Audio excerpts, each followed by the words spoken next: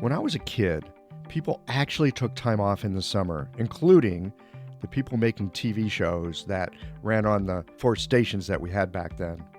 So in the summer, we got reruns.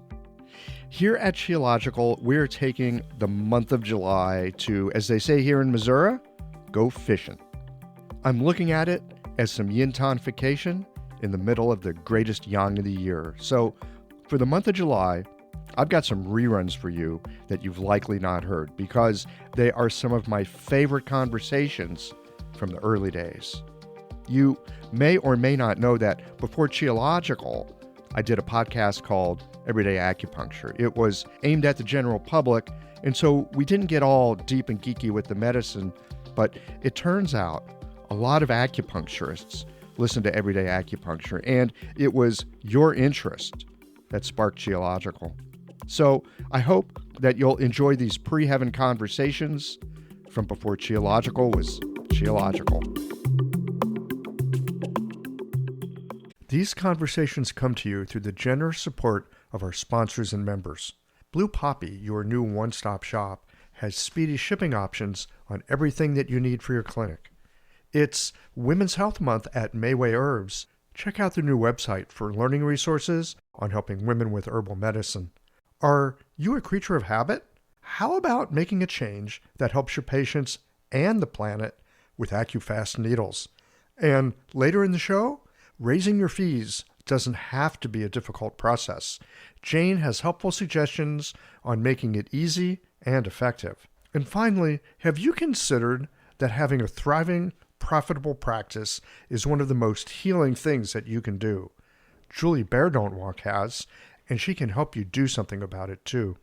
Do be sure to visit the sponsors page on the Qiological website to take advantage of all the special offers our terrific sponsors have for listeners of the podcast.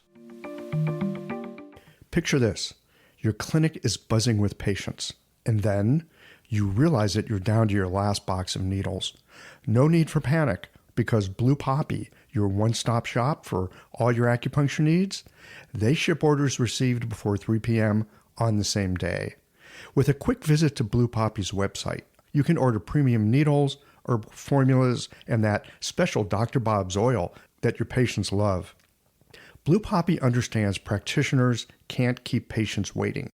That's why they strive to get you what you need when you need it. From high-quality Chinese herbs and formulations to acupuncture supplies and clinical essentials, Blue Poppy has served practitioners for nearly 40 years with products that meet the highest of standards. Discover everything Blue Poppy has to offer by visiting www.bluepoppy.com, and don't forget to subscribe to their mailing list for exclusive offers and more. Hi folks, I'm Yvonne Lyle, president of Mayway Herbs. May is Women's Health Month, and as a women-owned and women-run business, we especially love how Chinese medicine can support wellness through every stage of a woman's life. So in this month's newsletter and podcast, we're covering topics like PMS, pregnancy, menopause, and osteoporosis. We'll share expert insights and effective treatment strategies you can put to good use in your clinic. Our Plumflower brand line includes herbal tea pills, tablets, extract granules, and organic herbs, all of which you can find on Mayway.com. And where you can also find articles, videos, and other resources to support your practice. Since 1969, Mayway has been a trusted source for high-quality herbal products. In these challenging times, please know that we remain committed to keeping our products accessible and affordable so you can take care of yourself and your patients. As always, thank you for supporting Real Chinese Medicine. Daily habits and routines feel comforting, familiar, easy, automatic. That's the power of repetition. You've worked out the kinks and can do it with your eyes closed. But what if you shook things up? What if you ditched the old routine and tried something new? Hi, I'm John Sten. I've practiced acupuncture for over 30 years, and together with my wife Kelly, we created the world's first eco-friendly acupuncture needle. The AccuFast earth-friendly needle system cuts your packaging waste by 60 to 90%, depending upon your needle type, speeds up your needling, gives you more control, and best of all, while you're healing patients, we plant a tree for every 2 boxes your clinic uses. Thousands of acupuncturists have already made the switch. In just the last year, they've helped plant over 16,000 trees. Since we started, That number has grown to over 50,000. So break the routine. Be the change. Visit acufastneedles.com. Your patients and the planet will thank you. This first conversation is with Stuart Kutchins. Stuart went from a career in rock and roll to acupuncture, and because he's a sucker for punishment, took off 5 years and became a Zen priest, and then back to the acupuncture clinic. I absolutely love Stuart to pieces. His humor and perspective, it helps me to not take myself too seriously and at the same time be attentive and appreciative to how this riot of life unfolds. I do hope that you'll enjoy this conversation with a true mensch.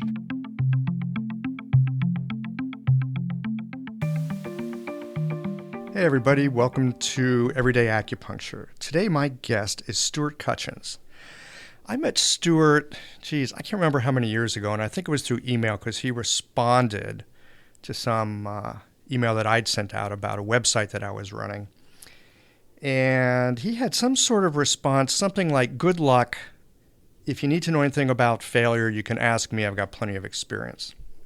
I thought, wow, here's an interesting guy to talk to. Stuart is a longtime acupuncturist here in the United States. He's a Zen priest. He's worked with acupuncture schools. He currently has a practice out in Marin County. And today we're going to get together, talk a little bit about mindfulness, cozying up to that uncomfortable unknown feeling, and talking a little bit about why we're all such miserable failures at meditation. Stuart, welcome to the show. Thank you very much, Michael. It's really nice of you to invite me.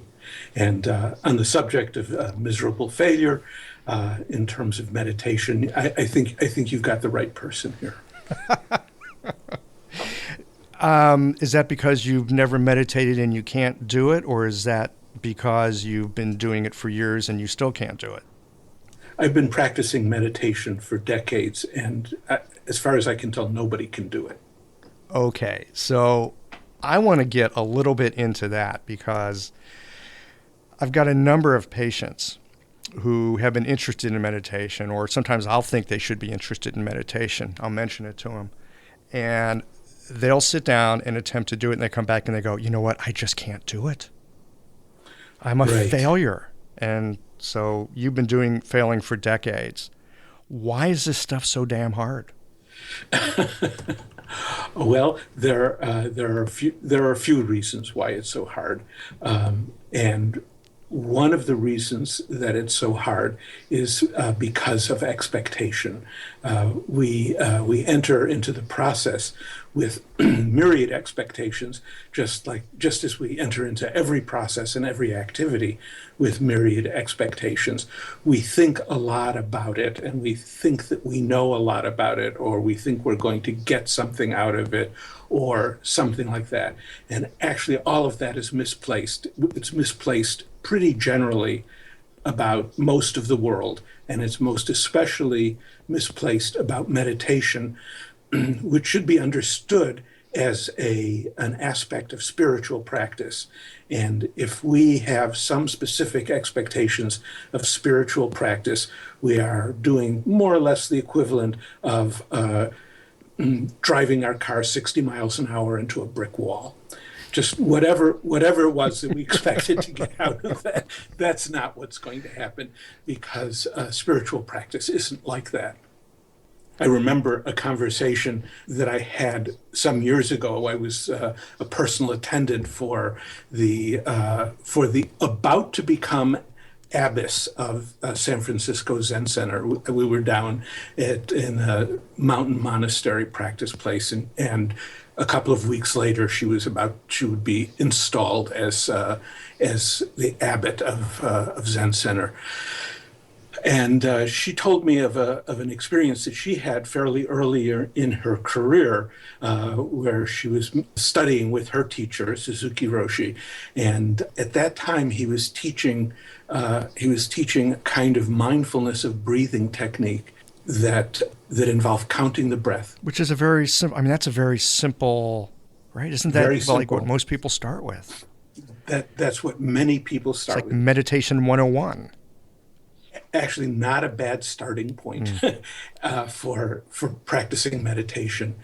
And she went to see him for a personal interview one day, and she said, I think I'm getting good at this. I was counting my breath, and I got up to 300, which in itself is funny, but we'll let the humor of that go. I counted, up to 300. And she said, the Suzuki Roshi, who is actually a very kind, very sweet person almost all the time, and always encouraged her and always spoke very kindly to her because she had some self-esteem issues. That he was always very encouraging. At that point, his face transformed completely, and he leaned across to her and put his face in her face and said, "You don't do meditation. Meditation does meditation. Do you understand? Do you understand?" And she said, of course she said yes, but of course she didn't understand. Of course she had no idea what he meant. She had no idea what he meant, but it was kind of an important moment for her. And I think a big illustration about the trouble that we get into when we undertake to do meditation, when we undertake to do mindfulness, which is that we think that that's something that we're going to do. And that's kind of right at the nub of the problem, is that we enter into meditation like we enter into pretty much everything else, with the thought that we're going to do something, we're going to make something happen, we're going to take control of this situation, we're going to take control of our minds, we're going to take control of spirit. We have that thing, and that's exactly the nub of the problem.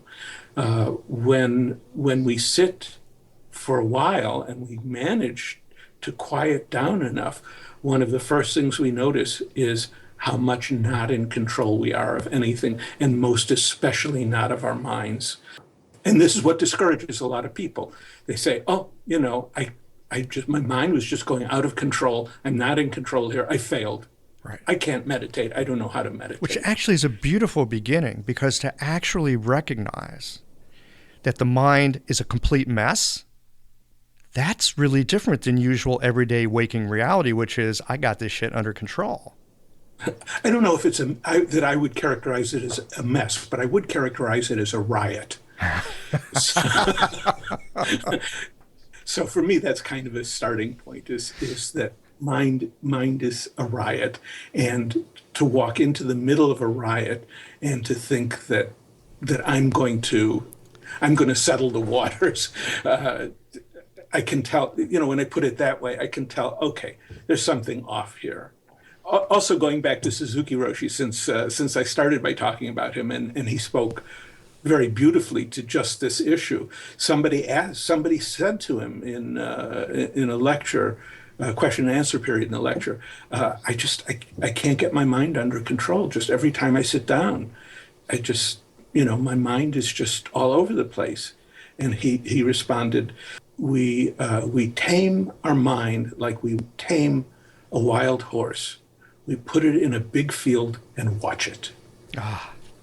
So that I think is kind of is kind of a better beginning point than I'm going to get my mind under control.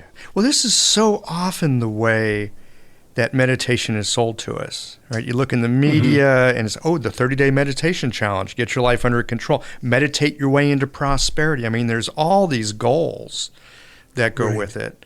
But most especially, I think the way it's sold, we're going to find a little peace and contentment for once. And often it's anything but. Right, it's a riot. It is, yeah, it is. Well, when you describe it that way, and I like that description better than a mess. A mess is a little pejorative, and to look at it as a riot, because a riot is full of all kinds of different influences, all kinds of different characters, just kind of running amok. And that is the way it is sometimes, sitting there on the cushion. It's like, where does all this stuff come from? And riot is also a word that's used to indicate something that's very funny. and that's another aspect of this. Yeah. If it weren't so darn serious, it would be really funny. And actually, the fact that it is so serious is in itself really funny. So almost all of us, you know, I don't want to sound too forbidding about this. I think almost everybody that I have ever met or talked to, including all of the people I carry around inside my head, start this kind of practice, start almost any kind of practice with some discussion with oneself about what one is going to get out of it. This is what I'm going to get out of it. This is what I'm going to do, and this is what I'm going to get out of it.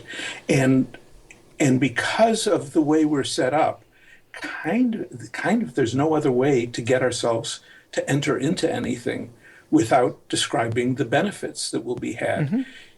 Even if the pain-pleasure ratio is very bad, by focusing on the possible pleasurable outcomes, we can get ourselves to do all kinds of weird, nasty things. You know, something as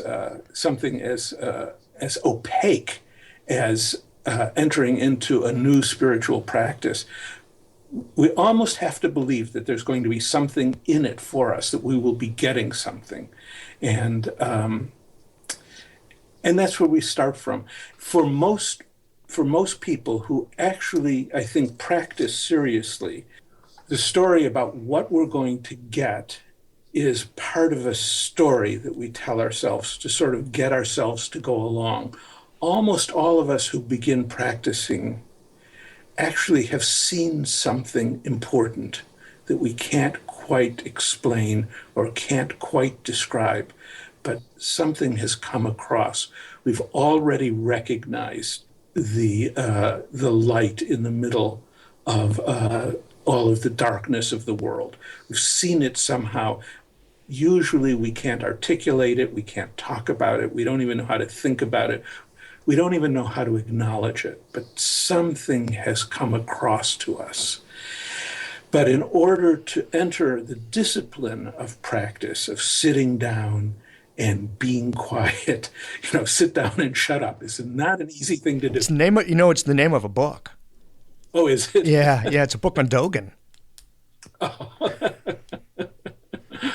Well, the late husband of Blanche Hartman, about whom I was speaking earlier, Lou Hartman, was famous for doing meditation instruction at Zen Center. And, you know, all of these new people would come in, you know, dewy-eyed on Sunday, and he would say to them, well, the basic thing is sit down and shut up.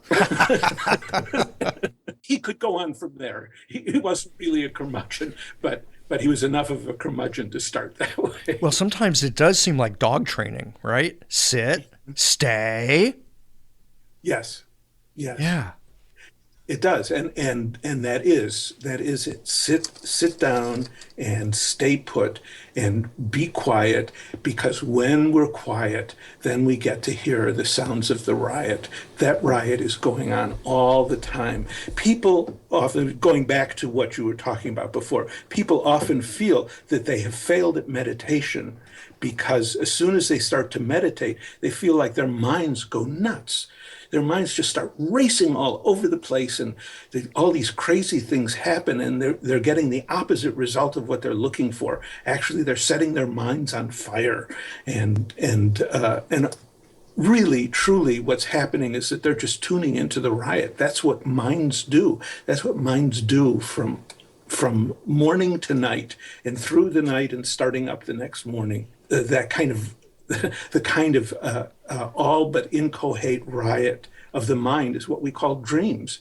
You know, it's just dreaming is the mind doing its remarkably mysterious running all over creation and back again, but without any or without very much immediate input from the immediate situation that we're in.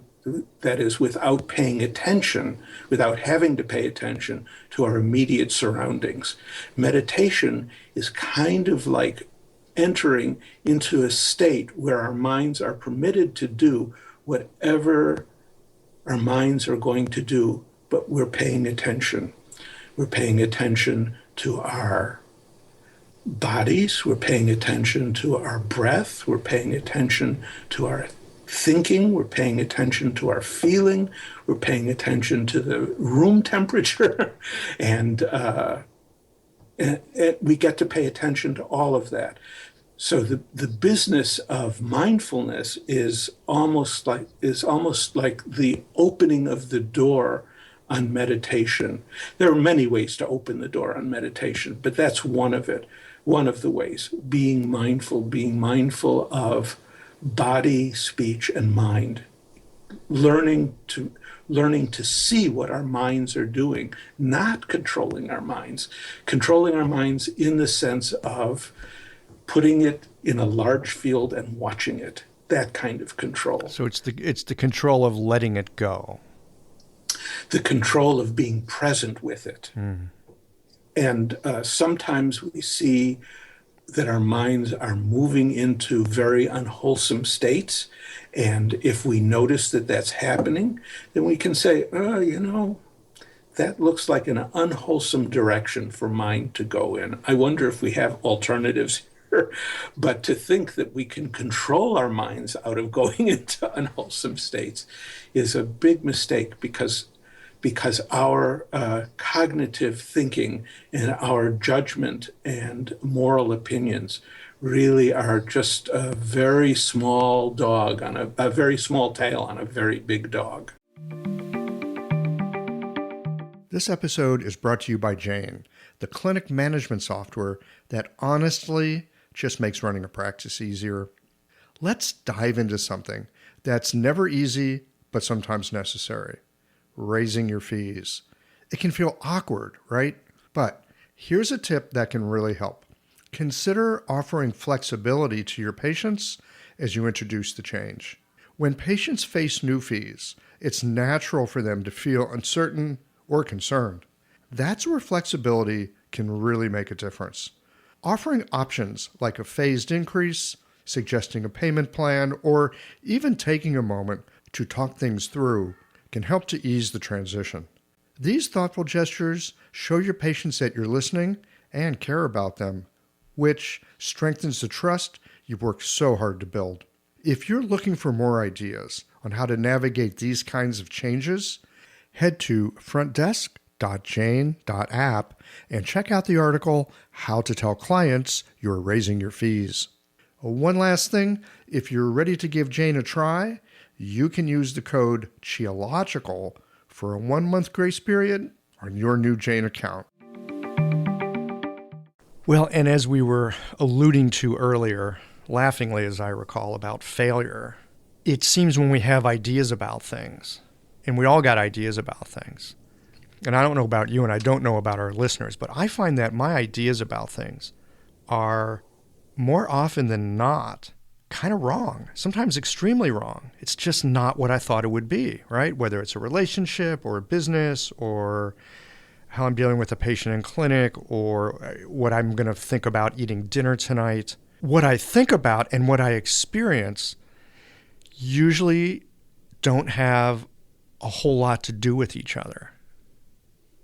Yeah, I think that's so. I think that we generally think that we know what's going on. We have explanations for everything, and explanations and predictions, ideas and judgments about everything.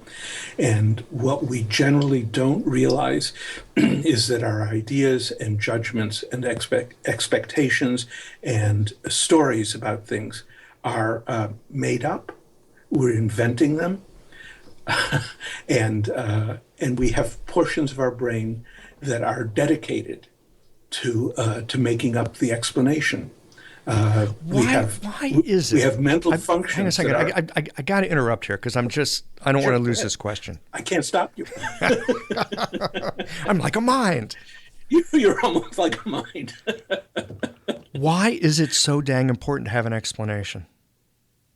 It is very important to have an explanation for two reasons. One is that we have a program to have an explanation. As I said, part of our brain is hardwired to provide a narrative explanation for everything that happens in our lives. That's its job. So we're story generating machines. That's the job of our brain. Also, we have to realize that the lack of a narrative explanation, the lack of a story, is chaos.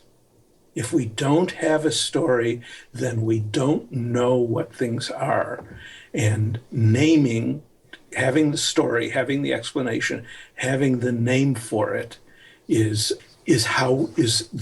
one of the first steps in taking control of the situation. There's a wonderful line in a great song by the blues genius, country blues genius, Blind Lemon Jefferson, about the Spanish influenza. And he talks in this song about how people were dying on the land and the sea, and the doctors didn't know what was going on, and they didn't know what to do, and they all got together and they called it the Spanish influ. And that's kind of the end of that verse.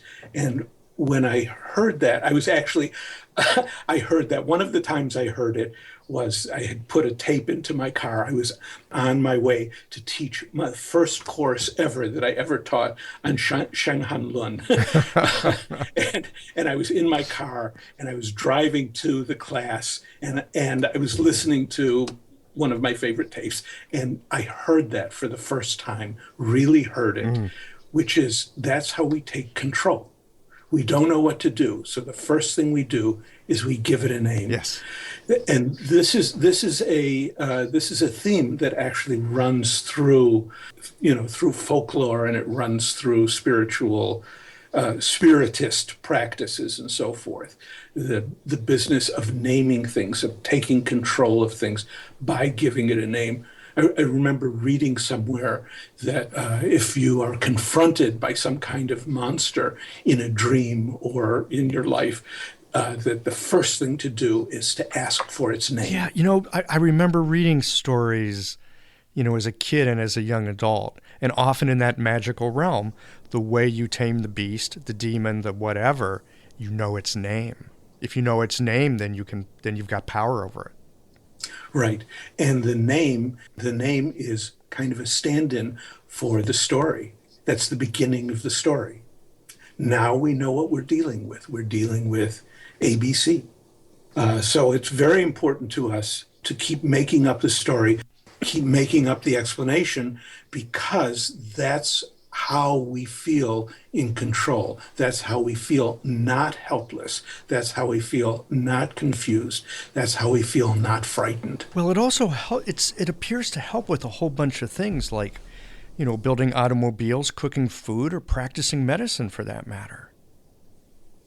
Yeah, the story making and story building portion of our brains and mind are extremely useful. It's very practical.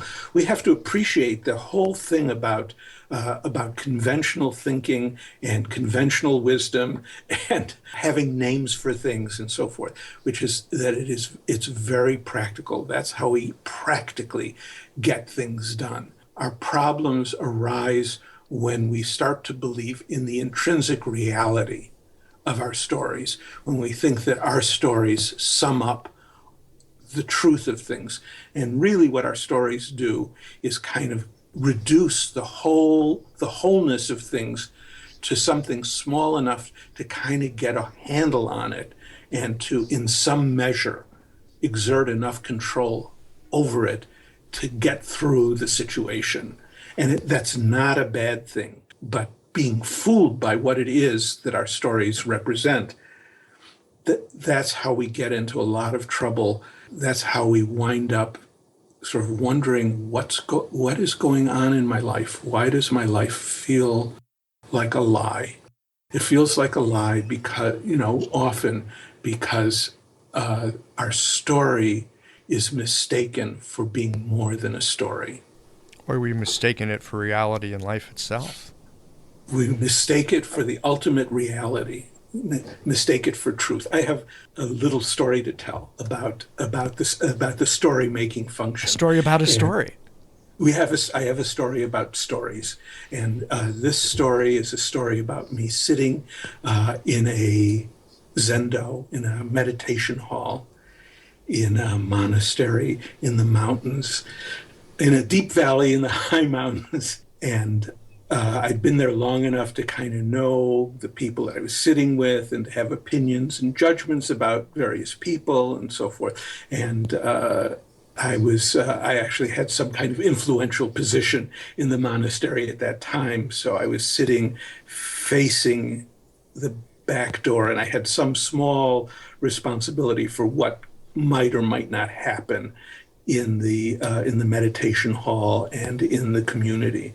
And I heard a sound on the walkway around the meditation hall. You know, this is all wooden building, wooden walkways, everything. I heard a sound, and I heard another sound, and it was just like maybe a half a second's worth of noise. And I immediately had a story about what that noise was. I knew that it was the footfall of a certain particular person who didn't know how to act, and he was about to do something that was inappropriate. And I was already fairly outraged by it. And it was all clear. It just came up immediately. I just had the story. I knew, I could tell that it was real. And then a moment later, there was another sound which wasn't concordant with the story. And immediately my story changed. Immediately I had a different story. And I was kind of embarrassed by the old story, but there it was. It was like that, and I noticed it.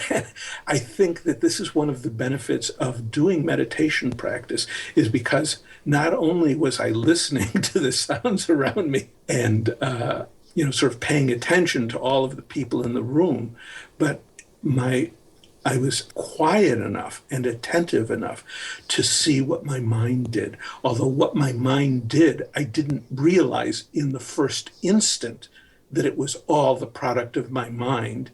A moment later, there was enough new information that I could look back on it this is like within 1 second, I could look back on it and see, oh, look what I just did. Yeah. And of course, this is the stuff that happens at stoplights, right? Or, yes. Maybe someone, they cut you, they cut me off. How dare them? Or, your spouse gives you a look, the look, you call it, it's not a look, it's the look, right? Right. or the phone rings at a certain time and it's like, oh yeah, it's so-and-so.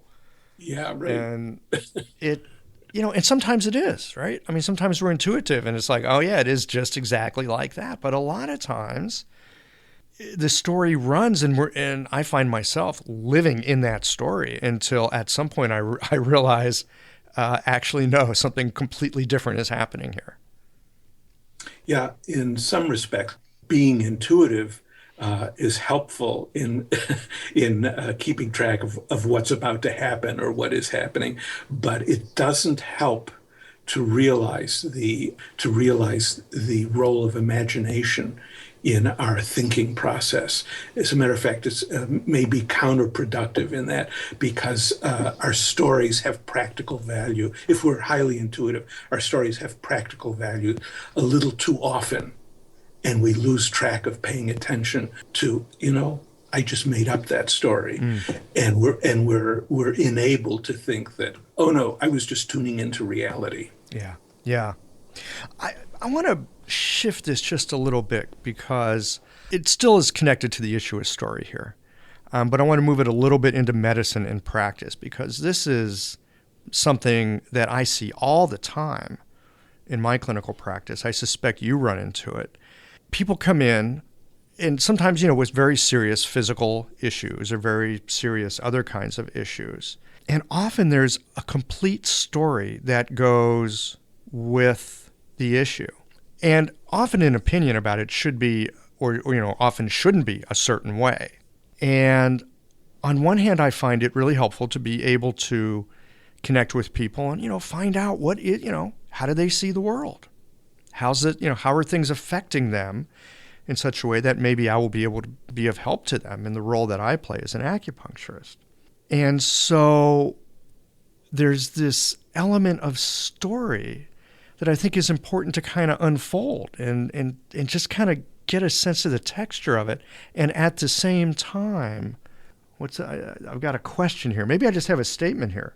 I think the statement is, when I watch people's stories about what is happening to them in their health and well-being change, often lots of other things change too in the relationship that they have in their life. Sometimes the physical ailments don't change at all, but the story about the physical ailment changes, and that actually changes a lot. Yes, I think that's so. And it is a little bit shifted topic, but that's okay, Michael. You can change the subject to that. I'd love to talk to you about that for a moment. Anyway, which is the difference, which is the issue of healing. What is healing? And the distinction between treatment and healing. Healing, as you know, is etymologically is based on whole, on the word whole, and the concept of wholeness, of being whole. And what we can offer people usually is some kind of help, which may, in some measure, ameliorate their pain or their suffering, or help in aiding them in re-rationalizing their physiological processes. And that's very important to do. That's very important kind of work to do.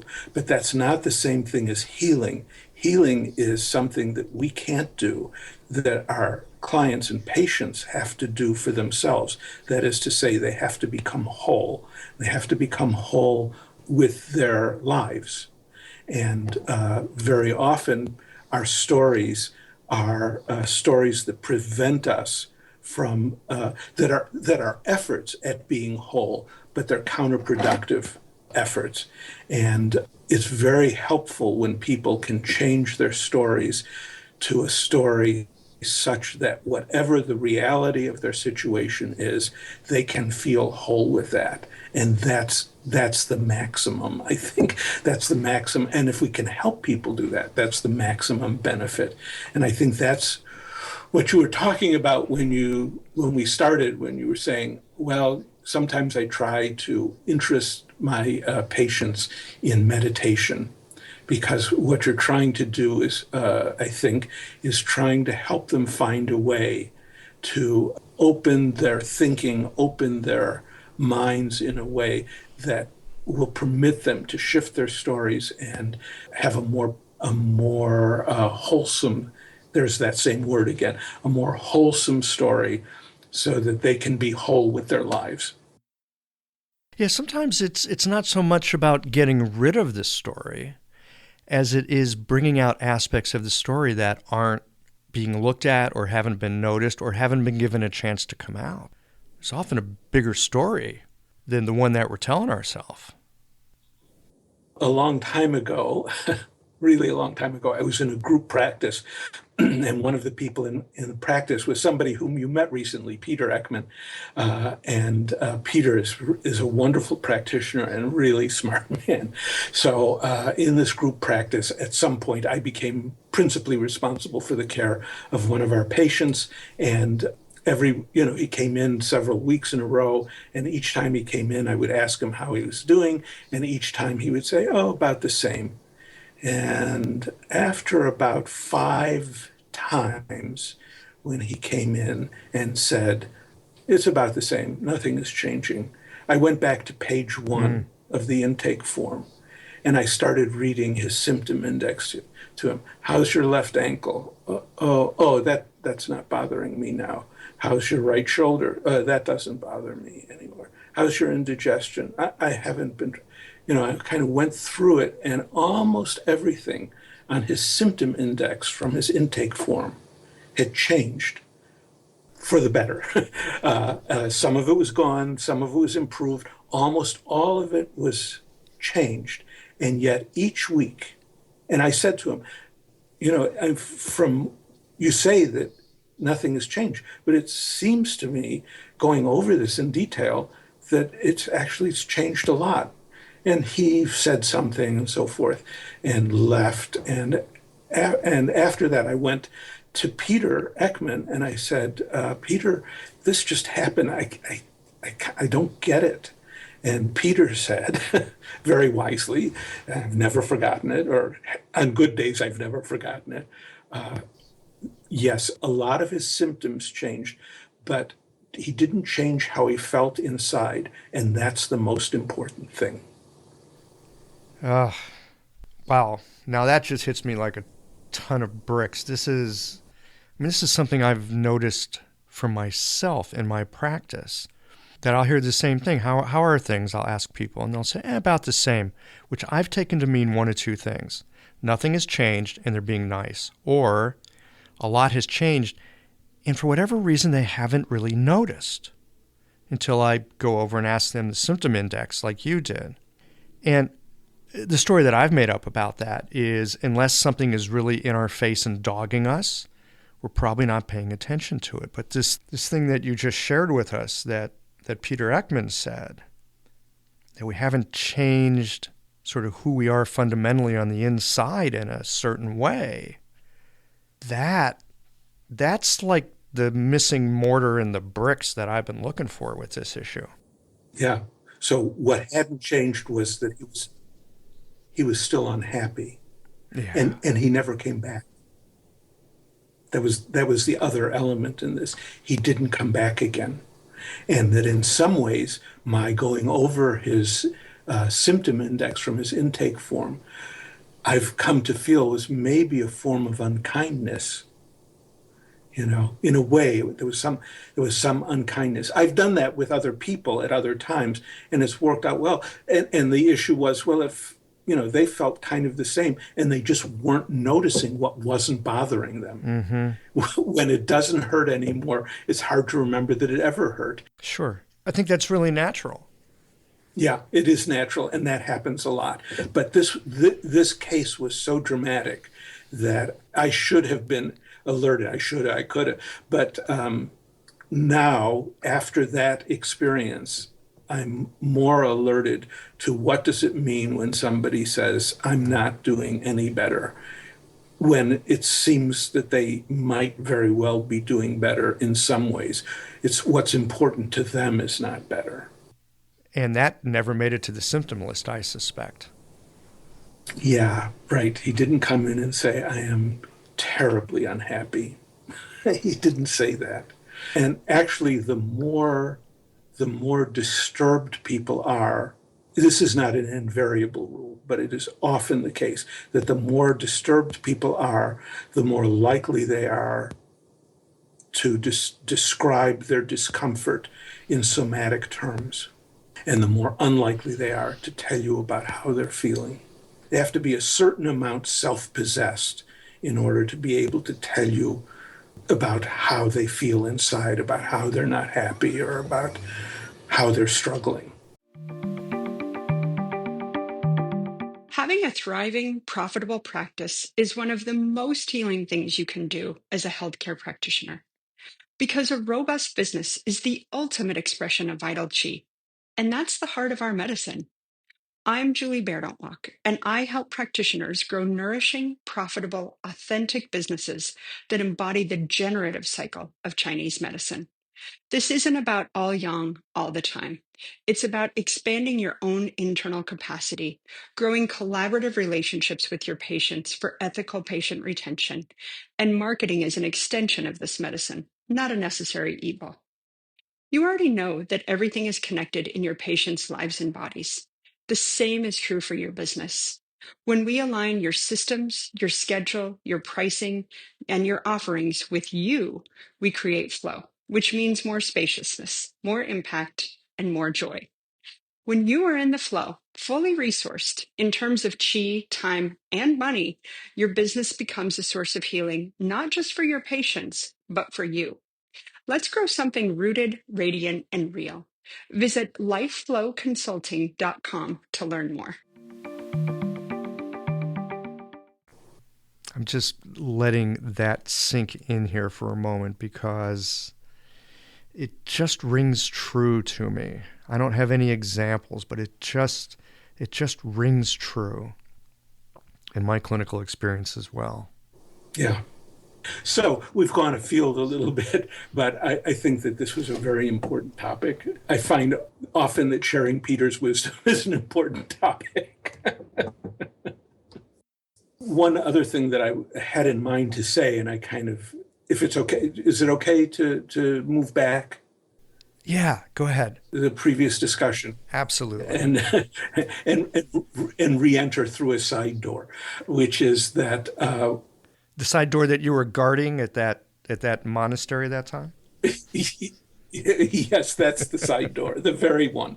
This is a door on the to the topic of mindfulness as meditation, and which is not wrong. That's not a wrong thing to think or to say, but it's partial.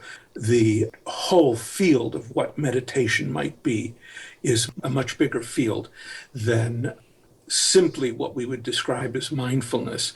And one of the problems that we sometimes get into with equating mindfulness with meditation is that mindfulness usually comes in the form of a set of techniques.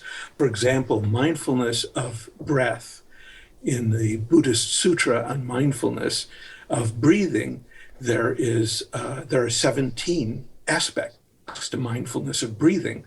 And so 17 exercises that you can do to rehearse mindfulness of breathing.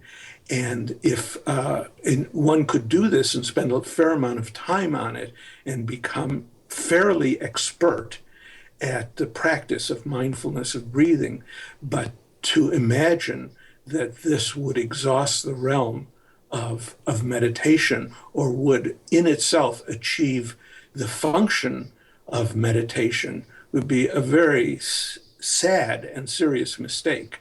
To go back once more to one of the original people of this conversation, my spiritual grandfather, Suzuki Roshi, was for a while, not for a really long time, but was for a while telling his students to meditate on their breathing and to count their breaths.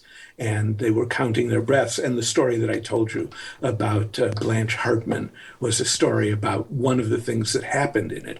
But at some point, it became obvious to Suzuki Roshi that his students were counting their breath as a technique much too seriously and making it into a technique. And at some point he said to them, this is not an exact quote, but but it'll have to do.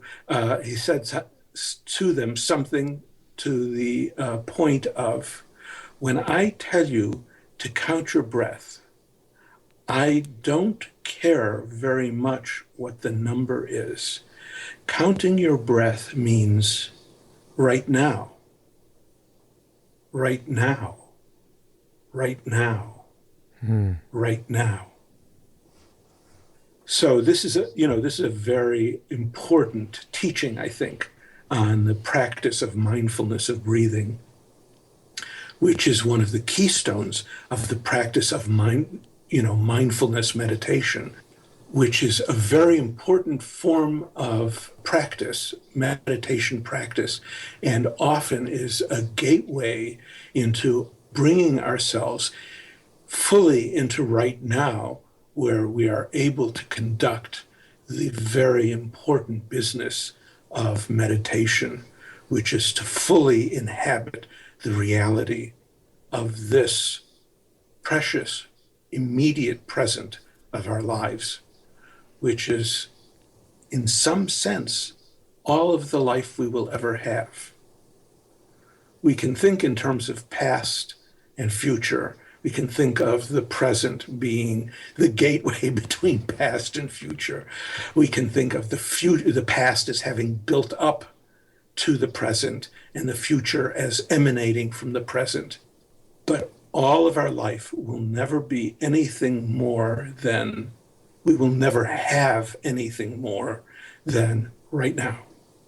The creation of the sense of continuity between past, present, and future is part of the practical adaptation to the circumstance of being human beings and having human business to conduct. but it has very little to do with the reality of the universe that we live in, which appears and unfolds moment by moment and is never any more or less than the whole of the immediate present. For me, having a moment to listen, drop into that sense of this moment, it leaves me oddly comfortably without a push toward a question, not even necessarily a push toward, the next sentence in the conversation. In a podcast, that may or may not be a good thing. These things are supposed to kind of tick along. Right. Everybody's changed the channel by now. But certainly in the moments of our lives, and I'll just speak for myself, I suspect other people have had similar experiences, that there are moments where we just drop into them and they're timeless and they're boundless. And what's in the present is just what's in the present, and there needs to be nothing else here. All right? Yes. I would dare say, being the discontented person that I generally am, and I've actually used my discontentment to fuel me throughout much of my life, but dropping into these moments like I just did here as you were describing this, there's no discontentment there whatsoever. What is there to be discontented with? Well, now there's a question to take into meditation, huh? Yes, right. Discontent and the feeling of being discontented is essentially a different and perhaps more literal translation of what the Buddha described as suffering. I've heard that. What's generally translated as suffering. So the nature of suffering is the something wrongness. It isn't that there is something wrong. It's the experience of our lives as something wrong here, and carrying forward the something wrongness is the condition of suffering, moment by moment, reawakening, re-enlivening something wrong.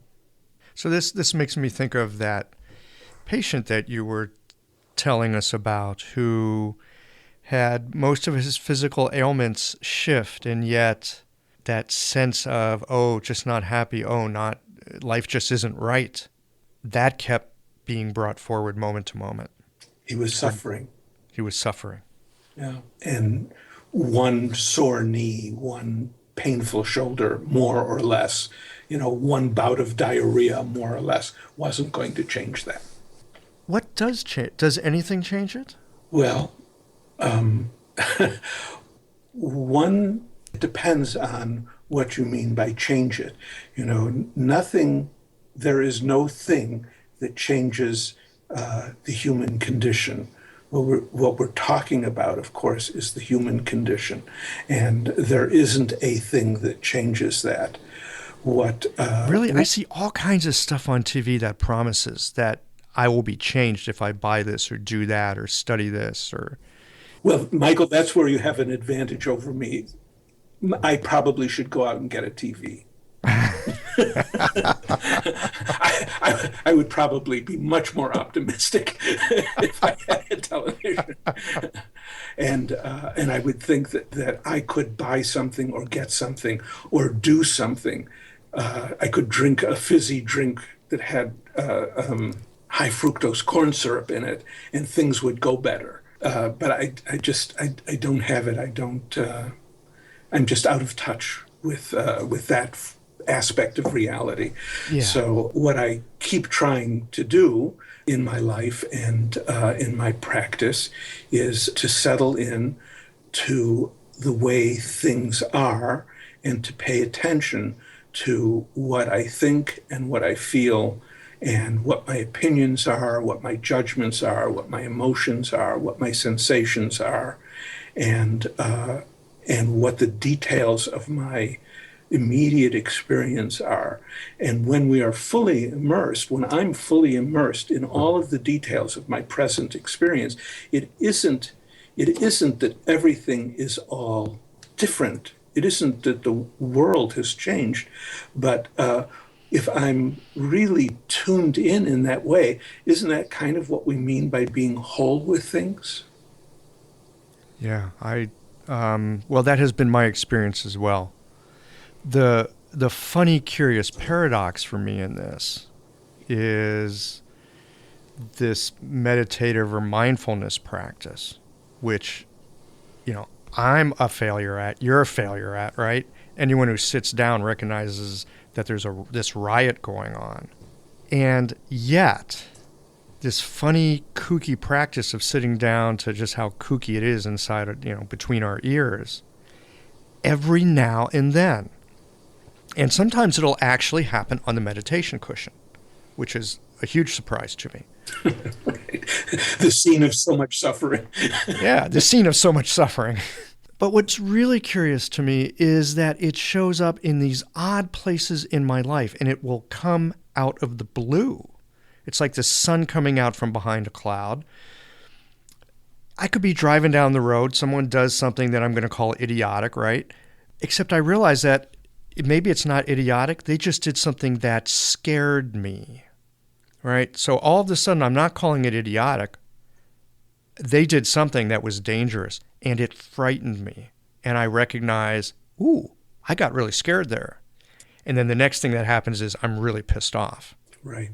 But I skipped over how scared I was for a moment. It went right to that bastard, what's he doing? Right. And by skipping over that, it's much easier to blame him. Oh, much easier to blame him.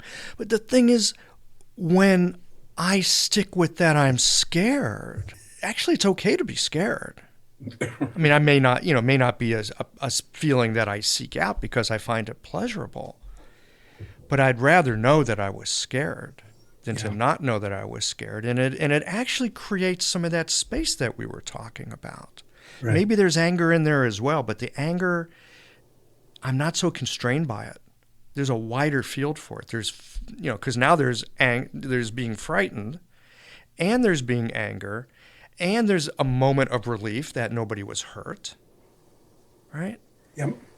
And then maybe I started to get curious as, well, why are they driving that way? Maybe there's something beyond that they weren't paying attention. Maybe there's something they've got to get to. It's important. Right.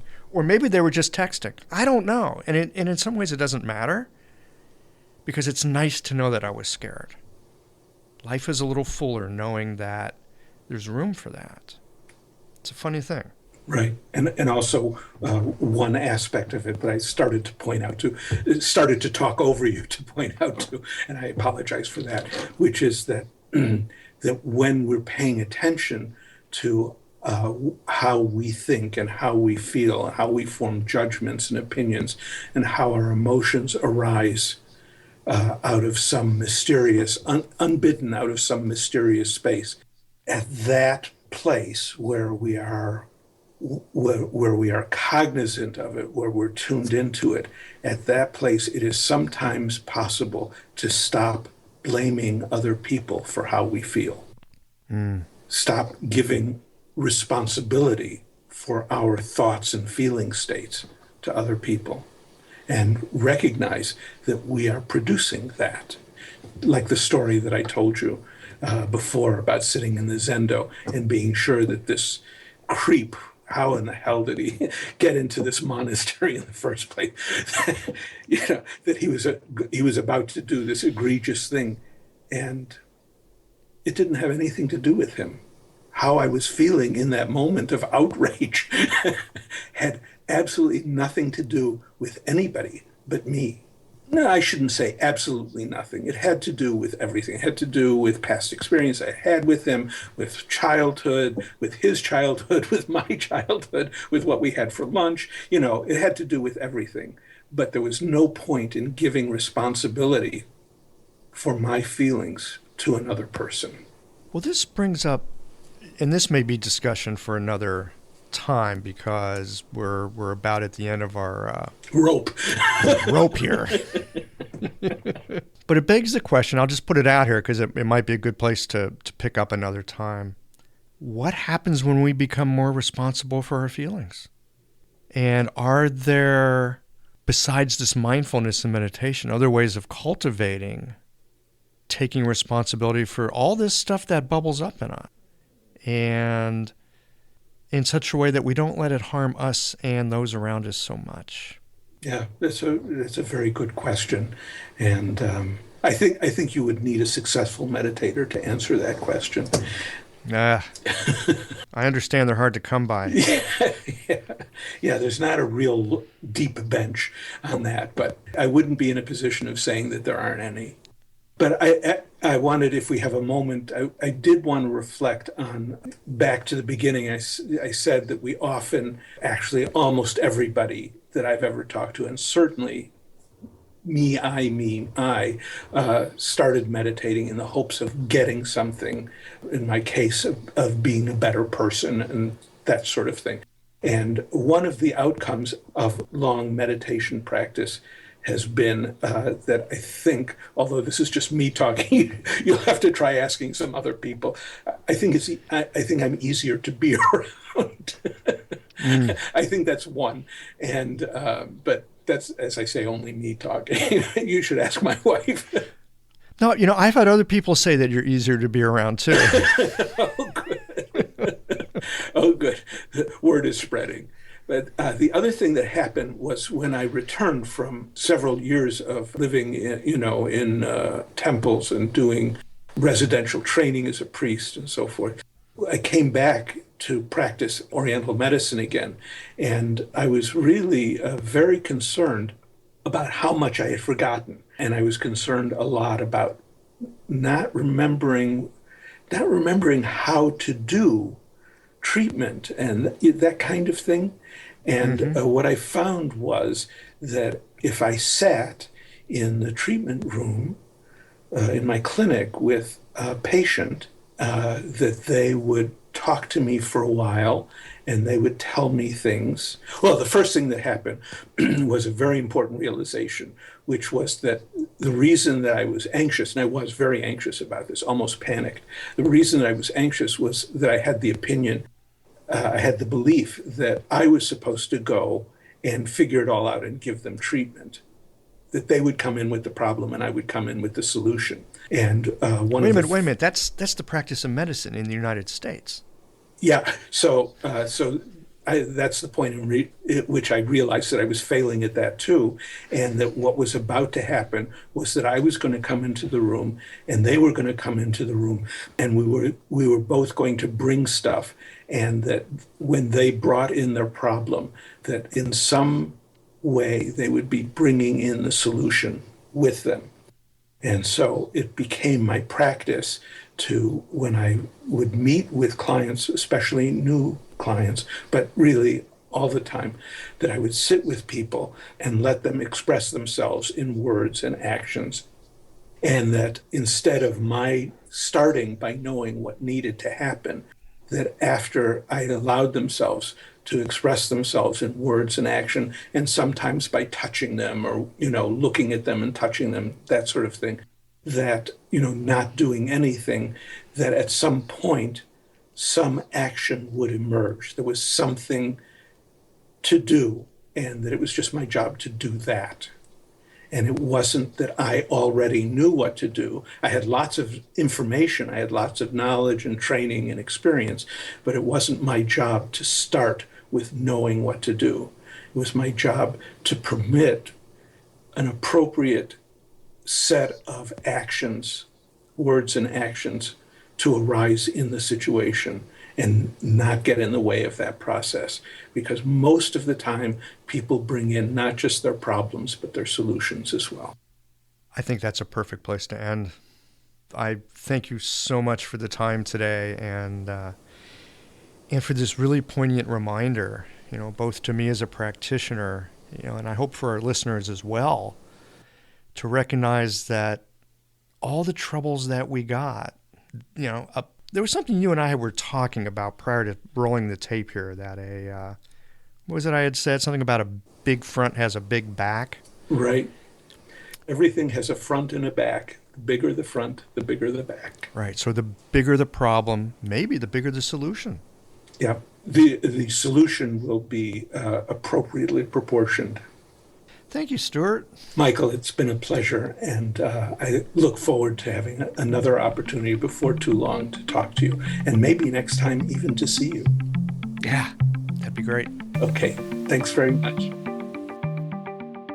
Well, I hope that you enjoyed this vintage Everyday Acupuncture Podcast conversation. There are 80 episodes, and you can download them to your podcast player from Apple or wherever you go to get your podcasts. Well, here we are at the end of this episode. If you've listened up to this point, you're either a rabid fan of Qiological or the forward button on your podcast player stopped working. If you are indeed a fan of the podcast, you can help us to bring new episodes to our community of practitioners by supporting us with a membership or a one-time contribution. Details, of course, are on the website. That's it for today, friends. Join us again next Tuesday for another thoughtful episode of Qiological.